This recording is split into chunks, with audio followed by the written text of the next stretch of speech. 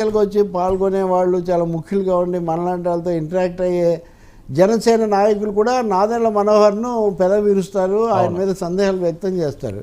మరి ఇప్పుడు సరోజ ఈమె వీర మహిళనండి, మేయర్ కాబట్టి ఒక స్థానంలో కూడా ఉన్న వ్యక్తి. ఒకటండి, జనసేనలో మేయర్లు మాజీ శాసనసభ్యులు ఒక స్థానాలు నిర్వహించిన వాళ్ళు చాలా తక్కువ మంది ఉన్నారండి. అవును. మరి అటువంటిప్పుడు కాపాడుకోవడానికి అందులో కాకినాడ అక్కడే ప్రధానంగా చూస్తున్నప్పుడు ఎందుకు పవన్ కళ్యాణ్ స్వయంగా మాట్లాడి సర్దుబాటు చేసుకోలేదు అనే విషయం కూడా కొంచెం సందేహం కలుగుతుంది. ఏదైనా ఆమె వైసీపీ వైపు కూడా వెళ్ళిపోయారు కాబట్టి ఆరోపణలకు ఏం విలువ లేదు, ఆమె కావాలని చేస్తున్నారని కూడా వీళ్ళు అనొచ్చు.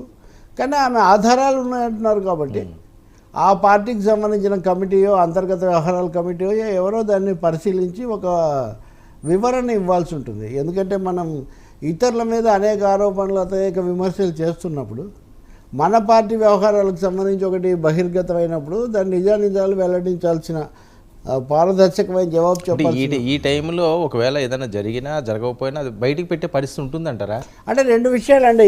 ఇప్పుడు వీళ్ళు ఏం దాటేసినా ఆమె అయితే విమర్శలు చేస్తూనే పోతారు. అవును.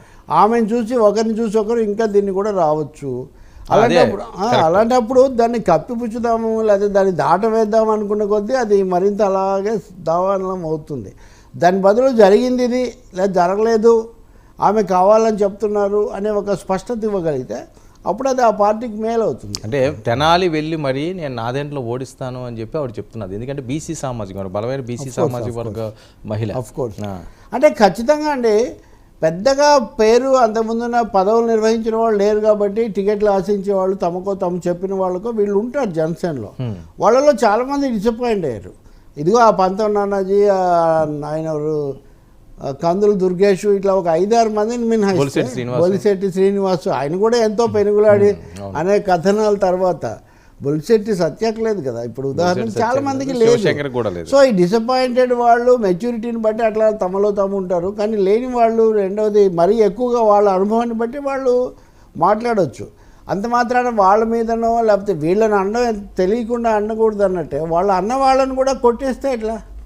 కేవలం వెంటనే వాళ్ళు కావాలని అంటున్నారు అది ఇదని. వాట్ ఈజ్ దేర్ అకౌంట్, వాళ్ళు ఏం చెప్తున్నారు అనేది అయితే వినాల్సిన బాధ్యత ఉంటుంది. ఆ బాధ్యత పవన్ కళ్యాణ్ మీదే ఉంటుంది. లేదనుకోండి they go on repeating the same criticism or allegation. So ఏదైనప్పటికీ డబ్బు కావాలి, ఇంత కావాలి కనీసంగా అని కూడా అప్పుడప్పుడు డబ్బు గురించిన మాటలు, నిధుల గురించిన మాటలు కూడా వాళ్ళ సమావేశాల్లో తరచూ వచ్చాయి. కాబట్టి కూడా ఇలాంటివి ఇంకా ఒక ట్రెండ్, ఈ స్థాయిలో కాకపోయినా రకరకాల స్థాయిల్లో ఇలాంటి ప్రస్తావనలు వచ్చాయి కొన్ని. ఇంకోటి ఏంటి, ఒక పార్టీ 10 ఏళ్ళు ఉన్న తర్వాత ఇలాంటివి రాకుండా కూడా మనం ఏం ఆశించలేము. డెఫినెట్గా అందులో వచ్చేవాళ్ళంతా పదవుల కోసమే కదా. బయటికి వెళ్ళగానే వాళ్ళు వేరే చెప్పేస్తున్నారు. ఇన్ని రోజులు ఎందుకు చెప్పలేదని, ఇన్ని రోజులు కడుపులో పెట్టుకున్నాం మా పార్టీ దెబ్బతింటుందని వాళ్ళు అంటారు. ఇప్పుడు అవసరం లేదు కదా. అయినా మహిళ ఇంకెవరో మీరు పోసాని కృష్ణమురళికో లేదా ఇంకొక ఆయనకో జవాబు చెప్పినట్టు అంత తేలిగ్గా కూడా అది చేస్తే కూడా సరికాదండి. ఇప్పుడు వైసీపీ వాళ్ళు ఒక వైఎస్ షర్మిల మీద మాట్లాడితే ఏకపక్షంగా ఇష్టానుసారం సరికాదని అన్నట్టే ఎవరైనా ఒక బాధ్యత స్థానంలో ఉండి మీతో నిన్నటిదాకా ఉన్నవాళ్ళు ఈరోజు కొన్ని మాటలు అన్నారంటే దానికి జవాబు చెప్పాలి. మీరు ఇందాక పరకాల ప్రభాకర్ విషయం తీసుకొచ్చారు. అది విషవృక్షం అని ఆయన బయటకు వచ్చారు. దాన్ని నిజానికి పవన్ కళ్యాణ్కు అత్యధిక కోపం, అత్యధిక ఆగ్రహం పరకాల ప్రభాకర్ మీద. వాస్తవం కావాలని ఇదంతా ఒక పథకం ప్రకారం చేశారు, నా పార్టీలో అటువంటి వాళ్ళు ఎవరిని లేకుండా చేస్తానని ఆయన చాలాసార్లు చెప్తూ వచ్చాడు. మరి ప్రభాకర్ ఎవరు లేరు, ఈమె ఎవరో మీరు ఏరుకోరి పెట్టుకున్నటువంటి ఒక సీనియర్ ముఖ్యమైన నాయకురాలు ఇప్పుడు చెప్తున్నారు. యూ హ్యావ్ టు రిప్లై కదా, యాక్సెప్ట్ అని నేనేం చెప్పట్లేదు. You have to reply, you have to rebuff at least.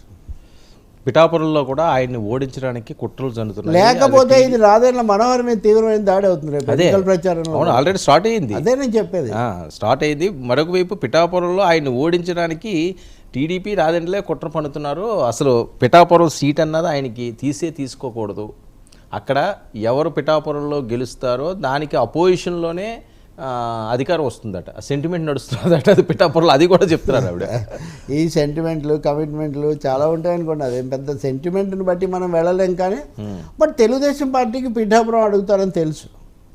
మీకు 2 మాసాల కిందట కూడా మన దగ్గర వచ్చింది అది. పిఠాపురం ఎందుకు తీసుకొని ఉండొచ్చు, దానికి లైక్లీ రీజన్స్ ఏంటి, ఇలాంటివి కూడా వచ్చాయి. తర్వాత ఆయన వారాహి అప్పుడు కూడా మేజర్ స్పీచ్ పిఠాపురంలో చేశాడు. అవును. ఆ మేజర్ క్రిటిసిజం నేను కూడా అప్పుడే చేశాను. కాబట్టి అది ఎక్స్పెక్టెడేనండి. కాకపోతే తెలుగుదేశం చేసింది ఏంటంటే వాళ్ళు వర్మను ప్రిపేర్ చేయడానికి అది వాళ్ళు పెద్దగా చేయలేదు. దానివల్ల అది కొంచెం రప్చర్ అయింది. ఇప్పటికి కూడా వర్మ గారు పూర్తిగా తగ్గిపోయడం మనం ఏం చెప్పలేము. ఇంకా నడుస్తారు. పైగా ఈయన కూడా కాకినాడ అది ఇదని కొంచెం దాన్ని తనకు తాను కొంచెం సమస్య పెంచుకున్నారు.